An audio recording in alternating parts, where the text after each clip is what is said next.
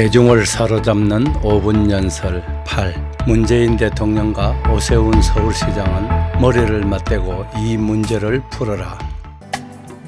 연설은 흥미와 유머도 있어야 하지만 지나치게 흥미 위주로 흐르다 보면 음담패설 정도로 품위가 사라질 위험성을 내포하고 있기도 합니다.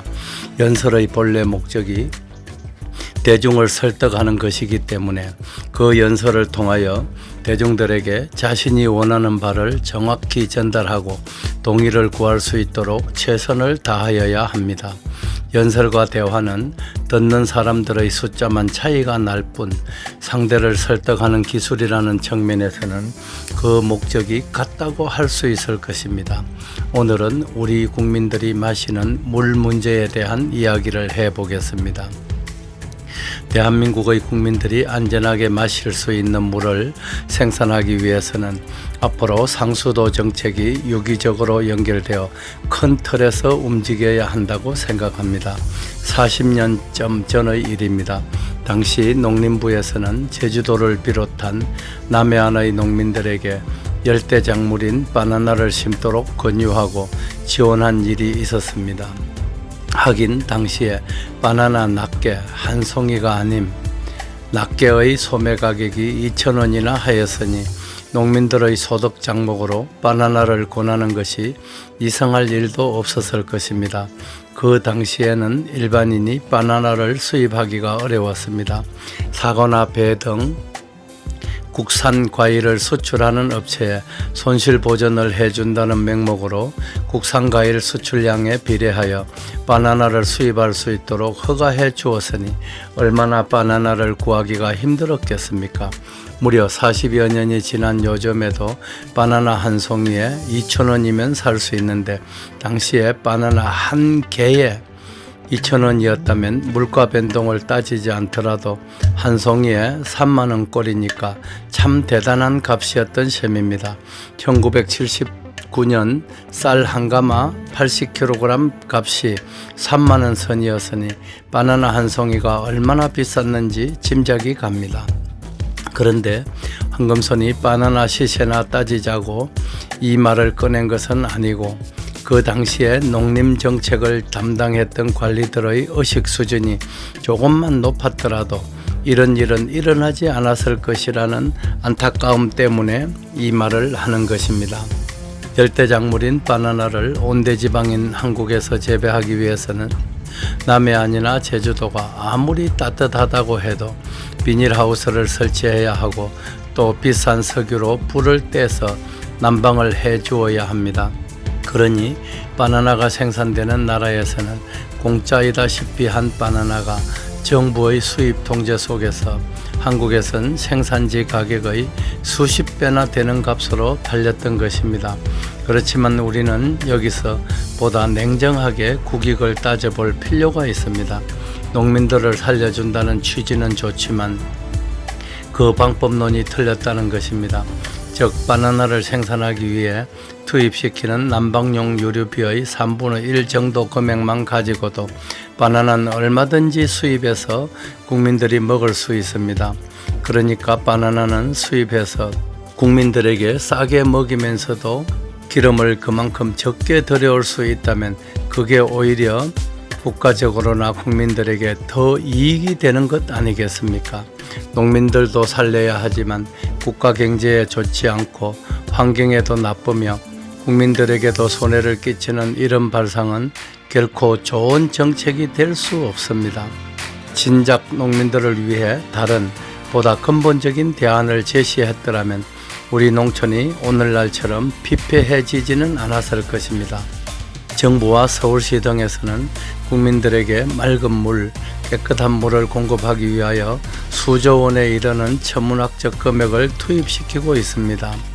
그런데 한강물은 생물학적 산소 요구량 BOD와 화학적 산소 요구량 COD 등 수질의 지표가 되는 수치가 개선되기는커녕 매년 악화 일로를 향하고 있는 실정입니다.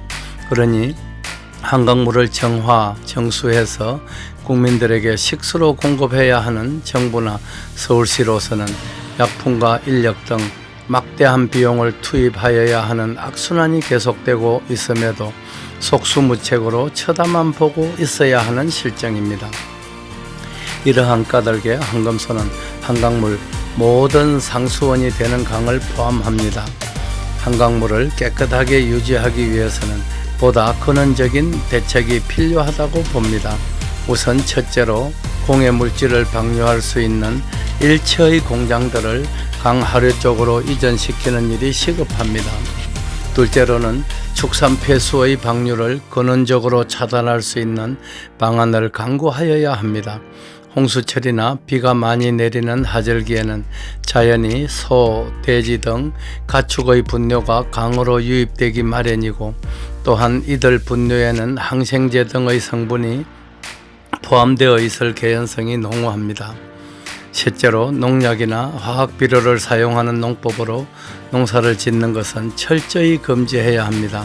대신 정부 그리고 서울시에서 그에 상응하는 이상으로 이들 농민이나 지방자치단체 등에 충분히 보상을 해주어야 합니다. 우선 시간관계상 농업 분야의 이유만 말씀드리겠습니다.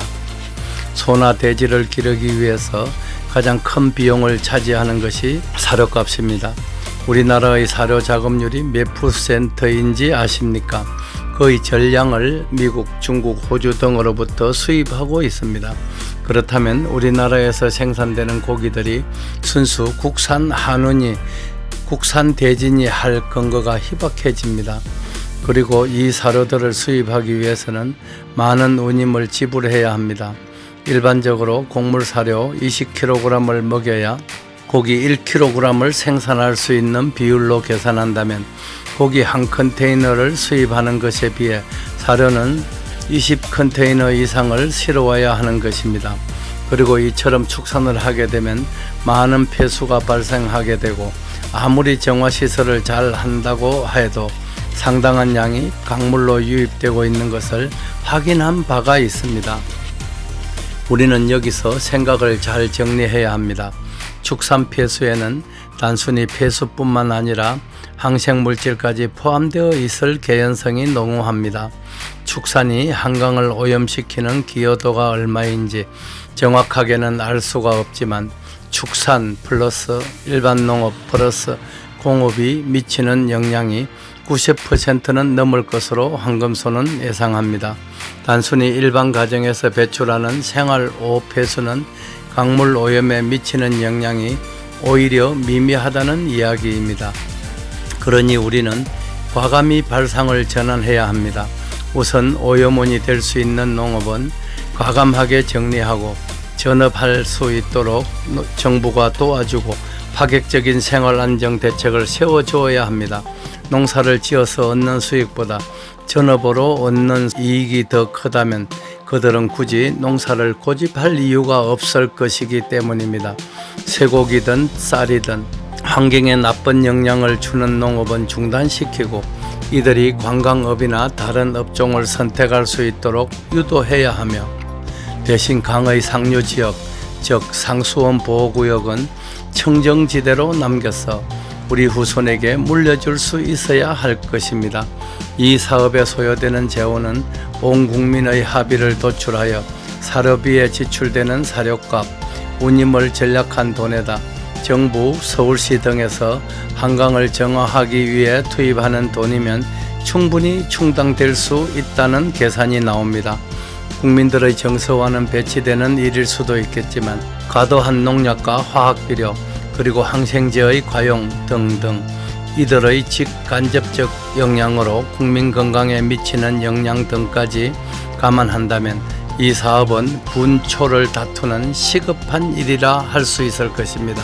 아마 오염된 환경, 물, 공기로 인한 국민 건강의 악영향, 그리고 의료비 지출 등은 단순히 숫자로만 나타낼 수 없는 것이기에 우리 세대에서 꼭 해결하고 넘어가야 할 심각한 문제라는 점을 인식해야 합니다. 농업인들에게 희망을 주고 국민들도 건강하게 삶을 영위할 수 있도록 하는 정책을 펴는 것이 참 정치의 다름이 아닙니다.